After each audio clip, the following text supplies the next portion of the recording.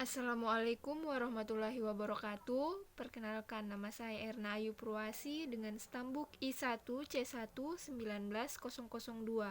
Di sini saya akan mempresentasikan hasil dari kelompok kami, yaitu kelompok 1 mengenai sistem operasi Android.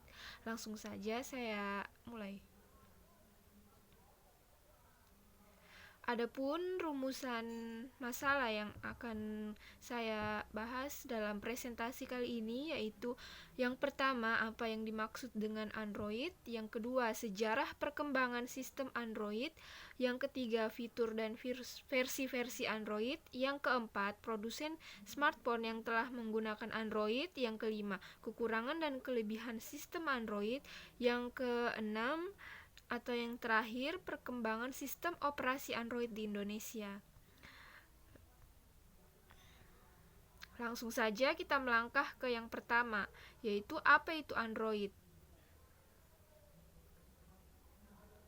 Android adalah sistem operasi yang dirancang oleh Google dengan berbasis kernel Linux untuk mendukung kinerja perangkat elektronik layar sentuh seperti tablet atau smartphone.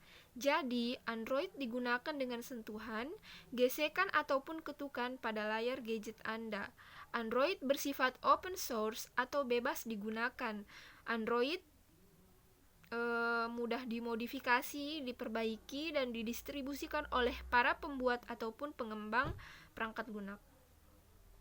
Dengan sifat open source ini, maka perusahaan teknologi bebas menggunakan OS ini di perangkatnya tanpa lisensi alias gratis. Begitupun dengan para pembuat aplikasi. Mereka bebas membuat aplikasi dengan kode-kode sumber yang disediakan oleh Google.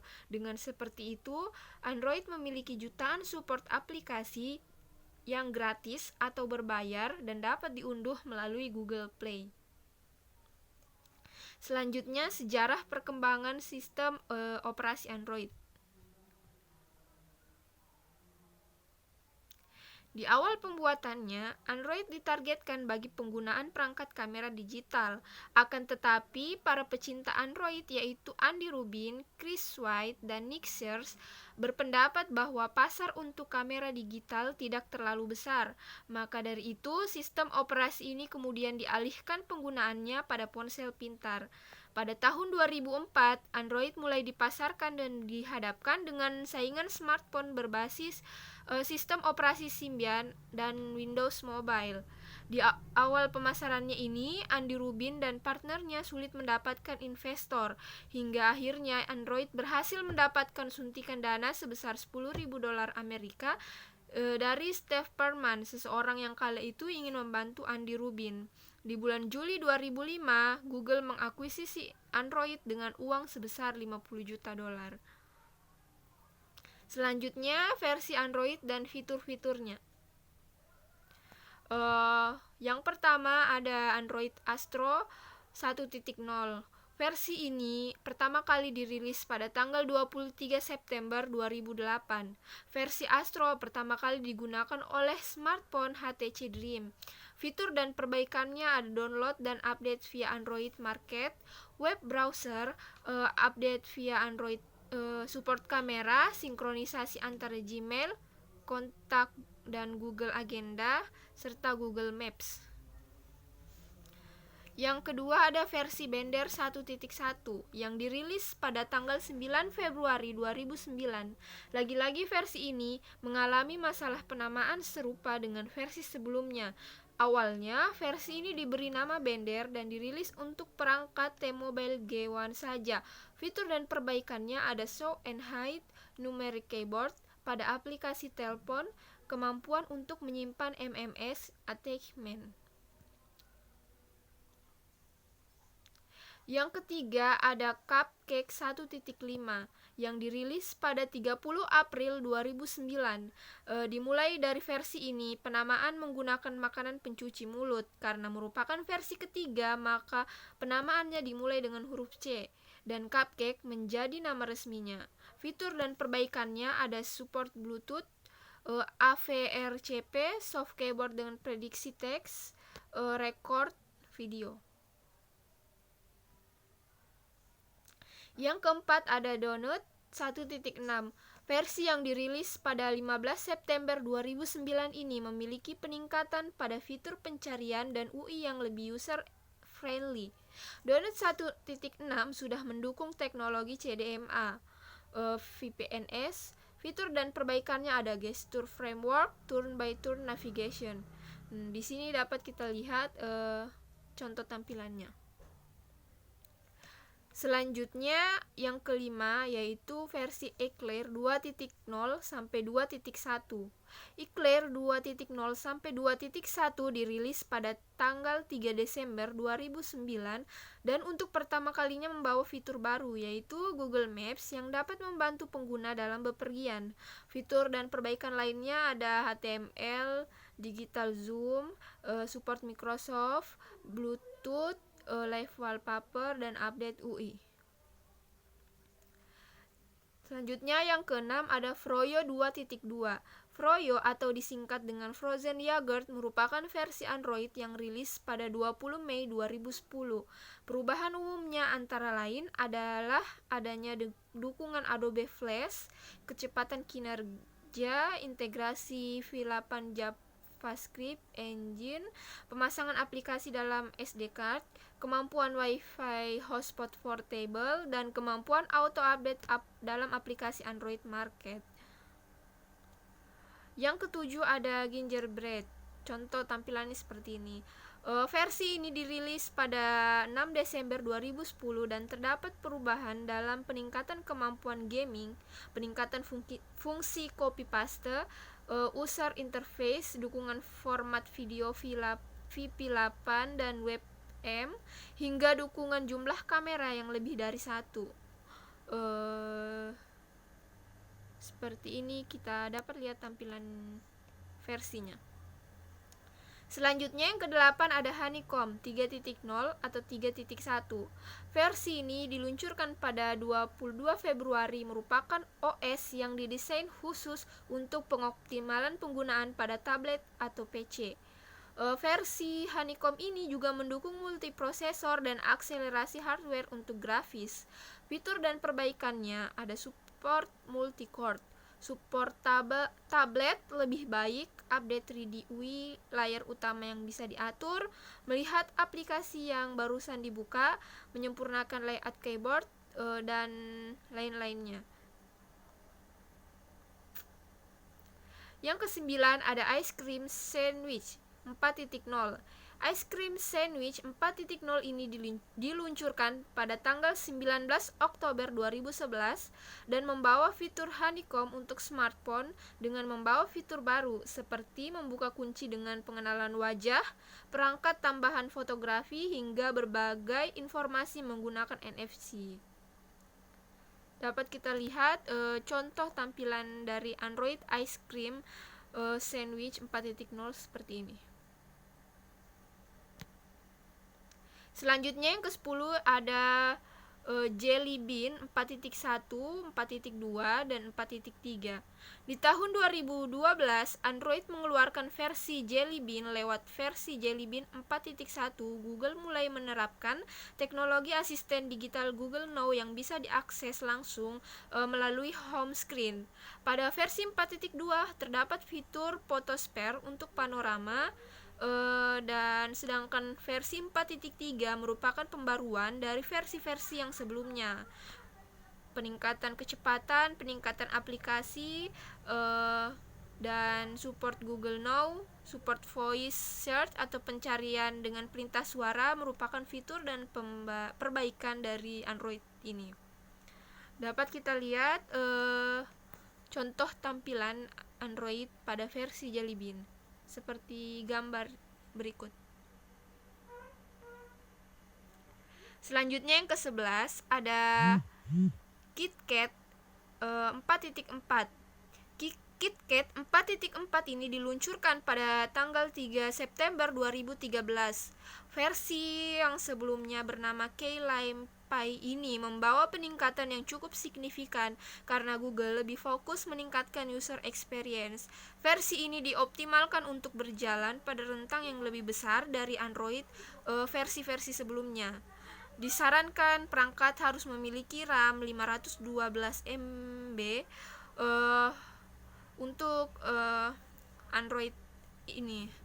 Fitur dan perbaikannya terdapat pada fitur screen recording untuk merekam kegiatan yang terjadi pada layar smartphone kita. New Translucent System UI, peningkatan akses notifikasi dan peningkatan kinerja merupakan perbaikan dari Android versi KitKat 4.4.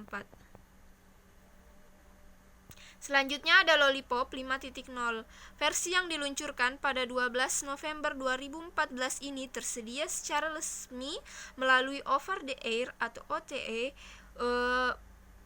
dan perubahan yang paling menonjol dalam versi ini adalah user interface yang didesain ulang dan dibangun dengan material desain. Fitur dan perbaikannya ada peningkatan kecepatan, peningkatan daya tahan baterai, dan desain-desain baru atau materialnya. Selanjutnya ada Marshmallow 6.0. Sistem operasi ini membawa banyak fitur canggih, mulai dari DOS untuk menghemat baterai, dukungan USB tipe C, percobaan multi-window, sensor sidik jari untuk buka kunci layar, hingga pengguna bisa memakai dua aplikasi berbeda dalam satu layar. Fitur dan perbaikannya ada support USB tipe C, support autentikasi sidik jari, daya tahan baterai lebih lama, lebih meningkat, tambahan fungsi Google Now yang tidak sekedar melayani perintah suara, dan lain-lainnya. Berikut adalah tampilan dari Android Marshmallow 6.0. Selanjutnya ada versi Nougat 7.0. Versi ini merupakan salah satu upgrade terbesar dalam sistem operasi Android. Nougat 7.0 merupakan pengembangan dari Marshmallow yang meningkatkan performa dan interface yang lebih intuitif.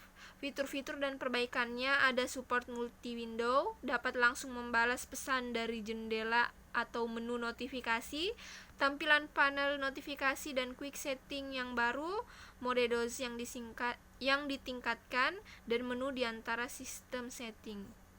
Contoh tampilannya dapat kita lihat seperti ini. Selanjutnya ada Oreo 8.0. Oreo 8.0 dirilis pada tahun 2017 dengan menambah lebih banyak fitur multitasking dan perombakan bagian notifikasinya. Pengguna bisa mengatur mana saja notifikasi yang ingin ditampilkan. Tampilan UI-nya juga lebih rapi dan lebih segar, serta difokuskan untuk memudahkan pengguna mengakses aplikasi dan mencari informasi. Fitur-fitur dan perbaikannya, Android O lebih fokus pada kecepatan dan efisiensi. Terus aplikasi yang berjalan di latar belakang lebih diperketat untuk menghemat baterai. Baterainya tahan lama, emoji yang diperbarui juga lebih banyak. Berikut adalah contoh tampilan pada Android Oreo 8.0. Selanjutnya ada versi Pi 9.0. Versi yang diluncurkan pada Agustus 2018 ini mengganti 3 tombol navigasi dengan tombol tunggal berbentuk elips. Tombol navigasi dengan tombol tunggal berbentuk elips disokong dengan kemampuan kecerdasan buatan AI yang menjadikannya bisa mempelajari pola penggunaan secara otomatis. Fitur dan perbaikannya pada Android ini, Smart Reply dari notifikasi, Google menerapkan tampilan serba membulat di antara muka grafis Android Pie, termasuk di bagian Quick Setting dan Tray notifikasi, mode gelap, simulasi, editing screenshot, digital well-being, lockdown, navigasi berbasis gestur, dan kunci rotasi sudah tersedia dalam Android ini. Dapat kita lihat tampilan Android versi Pie 9.0 semakin berkembang sehingga seperti saat ini yang banyak beredar seperti ini. Selanjutnya, smartphone yang menggunakan Android. Telepon seluler komersial pertama yang menggunakan sistem operasi Android adalah HTC Dream yang diluncurkan pada 22 Oktober 2008. Pada tahun 2010, Google merilis seri Nexus, perangkat telepon pintar dan tablet dengan sistem operasi Android yang diproduksi oleh mitra produsen telepon seluler seperti HTC, LG, dan Samsung. HTC bekerja sama dengan Google dalam merilis produk telepon pintar pertama, yakni Nexus One. Pada 15 Oktober 2014, Google mengumumkan Nexus 6 dan Nexus 9 yang diproduksi oleh Motorola dan HTC. Sedangkan pada 13 Maret 2013, Larry Page mengumumkan dalam postingan blognya bahwa Andy Rubin telah pindah dari divisi Android untuk menjalankan proyek-proyek barunya di Google. Selanjutnya ada kelebihan dan kekurangan sistem operasi Android. Yang pertama, kelebihan yaitu merupakan sistem operasi open source. Yang kedua, harganya beragam. Yang ketiga, memiliki banyak dukungan aplikasi. Dan yang terakhir, mudah dimodifikasi. Sedangkan kekurangan dari sistem operasi Android ini yaitu kerja sistemnya cukup berat.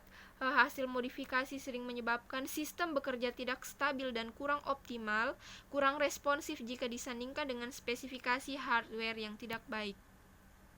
Selanjutnya, perkembangan sistem operasi Android di Indonesia. Pasar Android di Indonesia akan berkembang seiring dari banyaknya operator seluler dan produsen smartphone gencar menyuarakan open source Android. Semakin berkembang aplikasi mobile, maka terciptalah sebuah sistem operasi yang dikembangkan untuk perangkat mobile berbasis Linux, yaitu Android. Pada awalnya, sistem operasi ini dikembangkan oleh Android Inc. yang kemudian dibeli oleh Google pada tahun 2005. Dalam usaha untuk mengembangkan Android, pada tahun 2007 dibentuklah Open Handset Alliance atau OHA dalam sebuah himpunan dari beberapa perusahaan dengan tujuan untuk mengembangkan standar terbuka untuk perangkat mobile. Sekitar tahun 2014 yang lalu, ketika pertama kali telepon genggam berbasis Android resmi masuk di Indonesia, harganya itu masih sangat mahal dan produknya pun masih sangat langka. Sekarang keadaannya sudah sangat-sangat berbeda. Banyak vendor baik lokal maupun luar yang memasarkan berbagai macam handset berbasis Androidnya di Indonesia. Harga dan jenisnya pun bervariasi, mulai dari yang low end sampai high end, yang di bawah 1 juta hingga di atas 5 juta rupiah. Mungkin itu saja yang dapat saya presentasikan dalam kesempatan kali ini. Apabila terdapat kesalahan dan kekurangan, mohon dimaafkan. Sekian dari saya. Wassalamualaikum warahmatullahi wabarakatuh.